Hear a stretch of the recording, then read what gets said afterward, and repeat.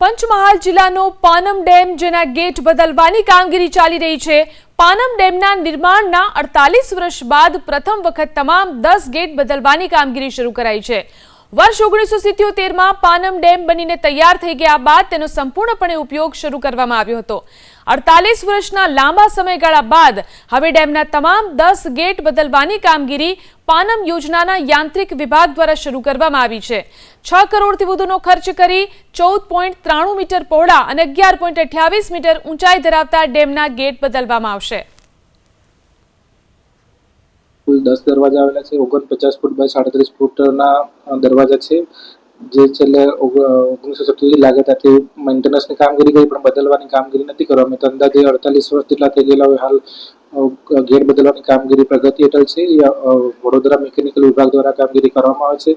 जे अंदाजे 6 करोड़ रूपियानो खर्चो छे ने आरके कन्स्ट्रक्शन अमदावाद द्वारा कामगीरी हाथ धरवामां आवी रहेल छे। कुल 36 महीनामां गेट बदलवानुं आयोजन एमना द्वारा करवामां आवी रहेल छे। एनाथी અત્યારે 1.5 થી 2 મહિના જેટલો गेटमां समय लागी रह्यो छे।